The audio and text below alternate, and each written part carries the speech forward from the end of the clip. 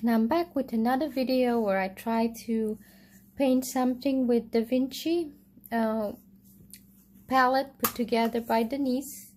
And you're probably already familiar with her beautiful swatches and her beautiful colors. So I'm going to use this paint to make a drawing, to make a painting. Unlike the last video where I just took a sketch and tried to put together something without any preparation, this time I decided to enlist the help of this painter David Webb and his painting. And I'm sorry about the glare. Here we go. It's called Painting in Watercolor, and you can see reviews of this book on YouTube. And right here on page 56, he's talking about painted on a tinted background wash. So he employs different steps, and he gives you the step-by-step how to create a painting, layering watercolor, and what to do. And this is gonna be right here in the corner. This should be my finished painting. And it looks very easy, and I'm very impressed with how he breaks down everything. And I'm gonna try to follow and see if I can recreate this painting and how it's gonna look for me. If you like cool colors, he offers the same painting using cool colors, but for this particular exercise I'm gonna use the warm color. So I'm gonna set this book aside, and I'm gonna tell you all the steps in the book. And this is my sketch. I already draw it with just a B pencil on Canson XL. So the paper is not gonna be the greatest. I play with this paper before. It's a cold press, but I believe it's not a cotton paper. So we'll see what the results will be. What I'm looking for first and foremost is that nice definition of shape, the play of color, the gradation, and that all watercolor look. So what he suggests first is to tilt your board at 20 degrees and add an even wash of raw sienna over the entire painting to create a background, and then do like an even tone and then allow it to dry. I'm going to do that off camera because it might take a while. I'm going to use this 12 round Master Touch brush, and I use this kind of brush. I have bigger brushes, but when you pick colors from a paint box, you can only go with just so big of a brush. I do have this kind of brush. This, I think it's a Sapphire or Robert Simmons. Yeah, as you can see, it would be a bit hard to pick up color and not contaminate the colors. This works best if you have like a studio palette or a different kind of setting. So I'll pause for a little bit and I'll come back and show you my first background. And now that my first coat of paint is dry, I have this beautiful raw sienna color. In the picture it looks probably a little lighter. If you can see, this painting is a lot of glare, but you can see mine has a more of an orange touch, but that should be okay. And I didn't get a very uniform. I still have spots of lighter and darker pigment, but I think that should be okay because this is just the first coat. Next, he suggests of starting at the top left, so that will be from right here, and add some cobalt blue, then add a touch of raw sienna into wet to create a soft sage green. And then you move across the paper and add a little bit of, he suggests Aurelian yellow. I'm just gonna use my Aerolite yellow. And then add another touch of blue into the sky area, which is a little bit up here. So, excuse me about that, we have a lot of stuff up here. At the end of this step, I should get something looking like this. So I'm focusing only on the top part, which is probably this tree in the background and a little bit of a sky right there. So let's see what I'm gonna get. And this time I have a scratch of paper because I don't have the exact colors they suggest. And I'm gonna start with what it's my option. I have several blues on my palette. I can go anywhere from the Indantrum blue, ultramarine, the cerulean blue hue that Denise uses on her palette, and even phthalo turquoise to me has a tiny bit of a, it leans towards more towards blue than green, which turquoise colors, they're always in a certain range between blue and green to me. So I'm going to try a few combinations of on my swatch, and I'm going to start with my favorite blue, Indantrum blue. And then they suggest to mix this with a touch of raw sienna to get a nice sage green. So raw sienna was the color I used for my background, so this will be right about here. And because the colors are not quite the same, I'm getting a bit of a muddy green. I don't think I'm in love with that green. So I'm going to try a different combination. I'm going to still keep the raw sienna, but I'm going to try some ultramarine blue, which is a cooler blue. Again, I'm gonna see what it does. And Denise's raw sienna has a very strong tinting strength. I feel like it kind of takes over my color, so I'll try it one more time with the cerulean blue, and then I'm gonna probably not use the raw sienna. I'm going to choose the gold ochre or the raw sienna deep, but the gold ochre has more yellow, so I believe that would give me a much nicer green than raw sienna. It's more towards the neutral. So we'll try, this is the beautiful cerulean. I'm going to make two little piles and then try one with the raw sienna, and it's a pretty nice green. It's a less muddy brown. And let's see the gold ochre is definitely a bright green, so I like this idea. I'm gonna try the gold ochre with the Indantrum blue.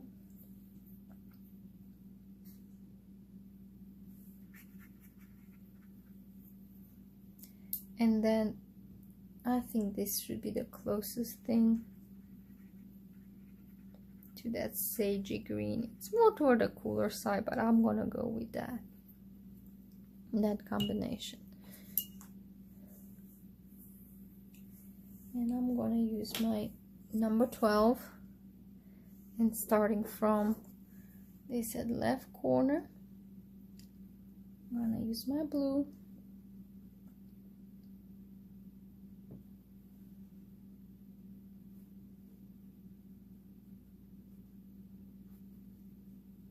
And I'm gonna paint around this tree that's in the foreground. It doesn't have to be a perfect edge. And now I'm gonna add my gold ochre, excuse me, to create my interesting sage green.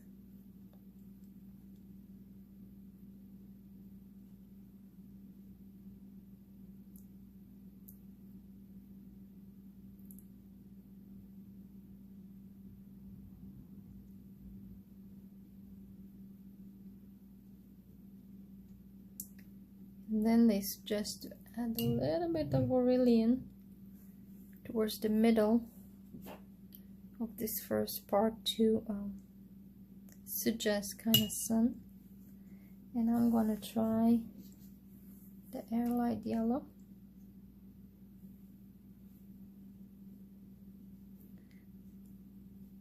Which by itself it's very bright, but I'm gonna try and drag a little bit of this blue. I might even add some ultramarine.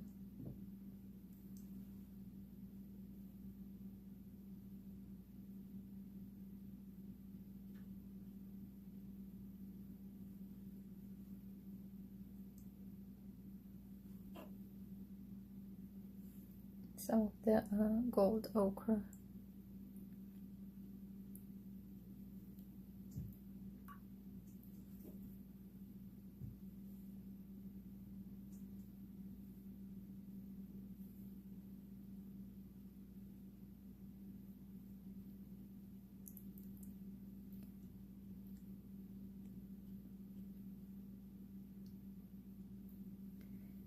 Then the last part would be the color of the sky.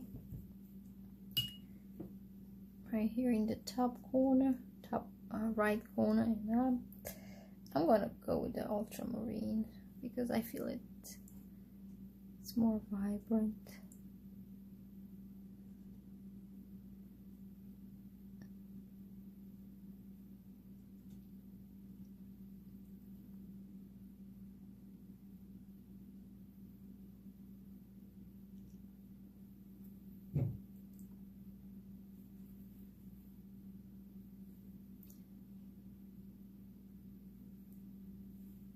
I feel like I might need a little bit more interest, a little bit more blue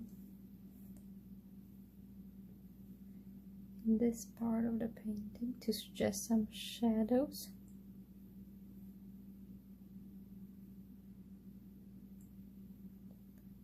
And probably a little bit more yellow here. Although I think there are going to be additional layers, so I'm just gonna leave it like that for now.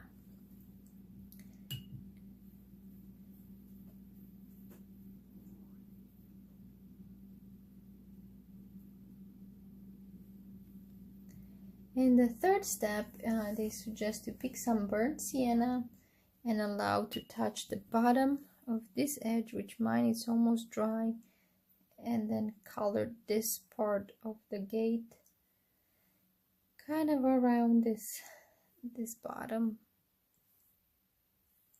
There's another branch that I think it's coming over the fence, so let's give it a try. Gonna get some burnt sienna.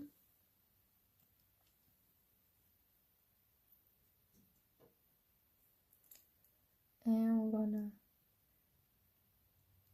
apply it right in here. So my edges are dry. I waited a little bit too long, and this paper, it's not very forgiving. It dries fast under certain conditions. And then I'm gonna come around and color this whole part where the gate is.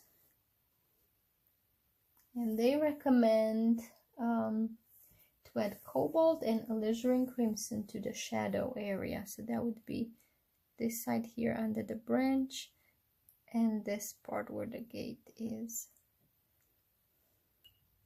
And I'm going to try to wash this all the way down so I don't get that dry edge.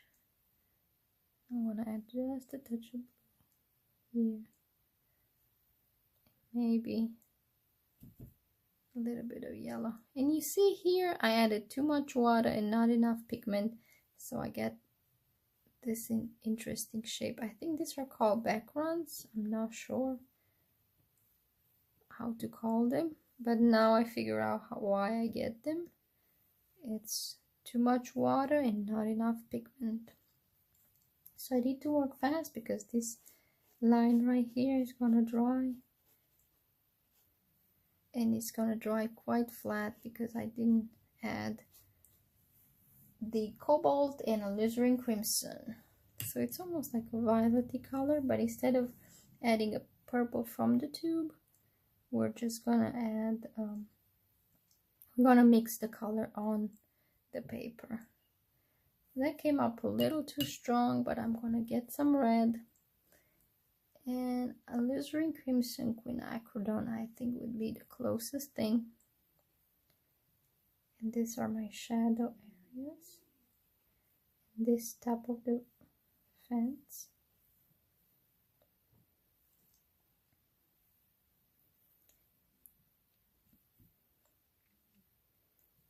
And then this one right here, it's a little lighter.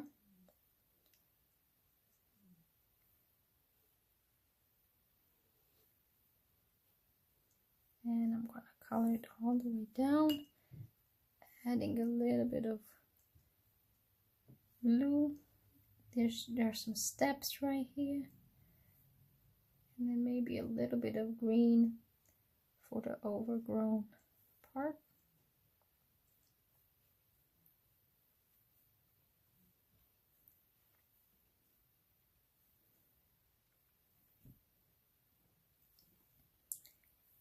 And just slowly wash this over so you don't get any hard lines.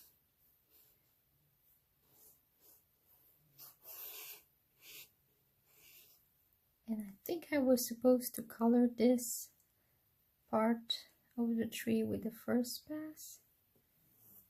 And I think that's when you're a beginner and you follow some of these tutorials, you kind of have to be bold and not wait necessarily for everything to be broken down for you.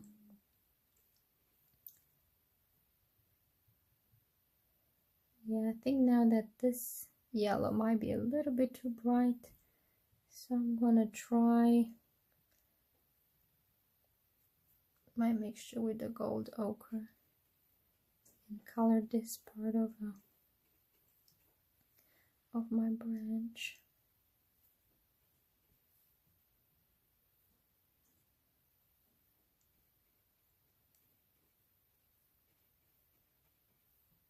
This turned out a little paler, and I'm overworking it a little bit, but I still have hope that something is gonna come out of it.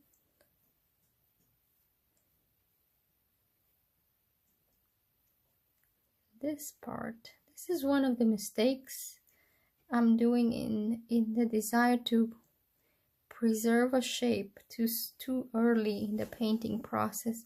I'm leaving these gaps, and then it's very hard to correct them or to hide. It's very hard to erase those hard edges. But in this case, I think they work. And I think the only thing they added a little bit more different, they had more shadow here, more interesting. I think their burnt sienna might be a little bit on the orange side than mine. However, I think I'm gonna go with that. And you see, because the paper buckles under too much water, I have these mountains and valleys, and my water kind of tends to drain and pull and create like marks.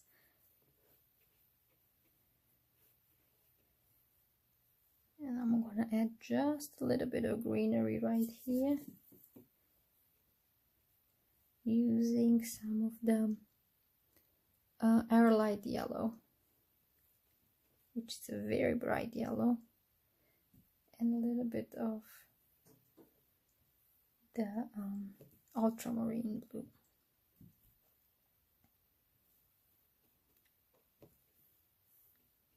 Put another spot of it there. This looks a little flat on this side, but I'm gonna add a little bit more burnt sienna to the bottom of my painting.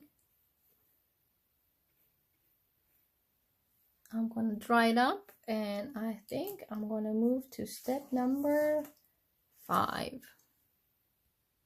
So this is my painting at the end of step number 4, and I don't like how my colors got all blended in this area, and I don't have an interesting variation like I have in the sky. Also, I lost a lot of the burnt sienna color, so I'm gonna add just a little bit of color here. So this is a little bit of cheating, I would say, and I'm gonna use the cerulean blue and a little bit of the gold ochre and let it mix on the paper for that bright green color.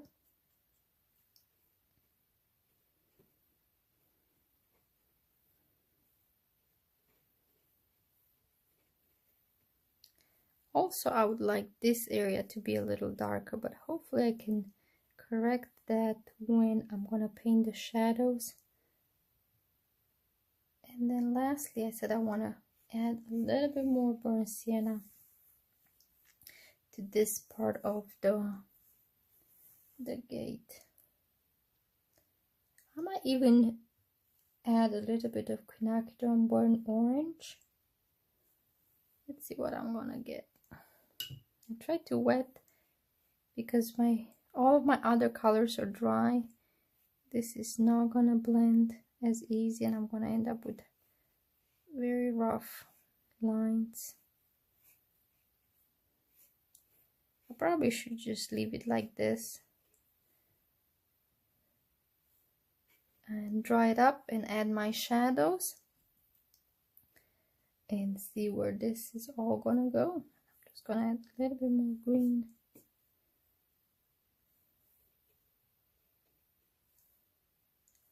Here and there.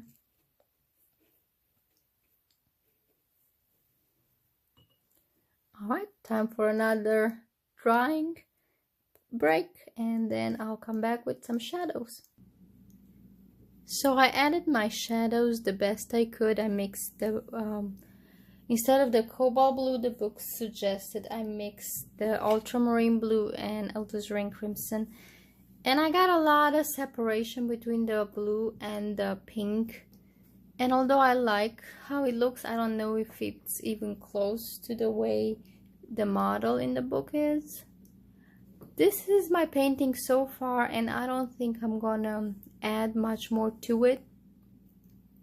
I learned a lot of things from this painting. Although the painting doesn't look great, I learned the importance of using the right amount of water and pigment.